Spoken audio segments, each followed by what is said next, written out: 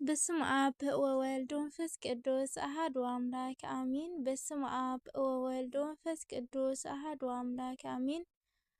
በስመ አብ ወወልድ ወመንፈስ ቅዱስ አሐዱ አምላክ አሜን። ሰላም ለክሙ ክቡራን አሐትየ ወአኀውየ እፎ ሃለክሙ ሰላም ንዓኻትም ይኹን ክቡራት ኣሕዋተይን ኣሓተይን ከመይ ኢኹም? ከም እግዚአብሔር ቅዱስ ፈቃድ ጎይታይ ንዓይሲ ክንደይ ትፈትወኒ ትብል መዝሙር ሓቢርና ንዘምር። ጎይታይ ንዓይሲ ክንደይ ትፈትወኒ ነዳይ መሲልካ ቤተይ መጺኻኒ ጎይታይ ንዓይሲ ክንደይ ተፍቅረኒ ነዳይ መሲልካ ቤተይ መጺኻኒ ፍሉይ ፍቕሪ እዩ ኣብ ልዕለይ ኣባይ ዘለካ ክትባርኸኒ ምስ ቤተይ ቆጸረ ጌርካ ክንዲ ዘፍቀርካ ኣነ ግን ኣሳዲደካ ረፍራፍ ሃበኒ ዝበልካ ንስኻ ነርካ ጎይታይ ንዓይሲ ክንደይ ትፈትወኒ ነዳይ መሲልካ ቤተይ መጺኻኒ ጎይታይ ንዓይሲ ክንደይ ተፍቅረኒ ነዳይ መሲልካ ቤተይ መጺኻኒ ካበይ ኮነለይ ጎይታየ ክታት ቤተይ ገዛይ መሊኡ በረከት በዚሑ ጸጋይ ኣይንሓቃንን ብፍጹም ሓትይልካ ክንደይ ይዓዝዝ ጎይታየ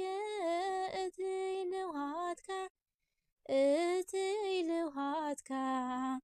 ጎይታይ ንዓይሲ ክንደይ ትፈትወኒ ነዳይ መሲልካ ቤተይ መጺኻኒ ጎይታይ ንዓይሲ ክንደይ ተፍቅረኒ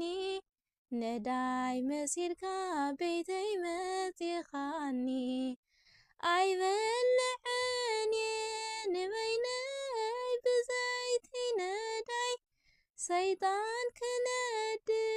ፈጺሙ ክሕጐስ ጎይታይ ተገሊጽካለይ ኣብ መሪር ብስላሴኻ ተመልኪትካ ኢኻ ጎይታየ ውርደት ባርያኻ ጎይታይ ንዓይሲ ክንደይ ትፈትወኒ ነዳይ መሲልካ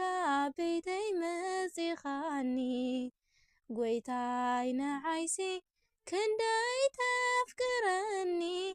ነዳይ መሲልካ ቤተይ መጺኻኒ ኣይሕወስን ምስ ሰዶም ምስ ሰብ ገሞራ ሞት ይትርፉ ናይ ሓጢኣት ሽግር መንከራ ይጽበለኹ ንዓኻ ከፊተ ቤተይ ስደደለይኻ መልኣካ ርድአኒ ጎይታይ ጎይታይ ንዓይሲ ክንደይ ትፈትወኒ ነዳይ መሲልካ ቤተይ መጺኻኒ ጎይታይ ንዓይሲ ክንደይ ተፍቅረኒ ነዳይ መሲልካ ቤተይ መጺኻኒ ፍሉይ ፍቕሪ እዩ ኣብ ልዕለይ ኣባይ ዘለካ ክትባርኸኒ ምስ ቤተይ ቆጸረ ጌርካ ክንዲ ዘፍቀርካ ኣነ ግን ኣሳዲደካ ረፍራፍ ሃበኒ ዝበልካ ንስኻ ነርካ ጎይታይ ንዓይሲ ክንደይ ትፈትወኒ ነዳይ መሲልካ بيتي مزيخاني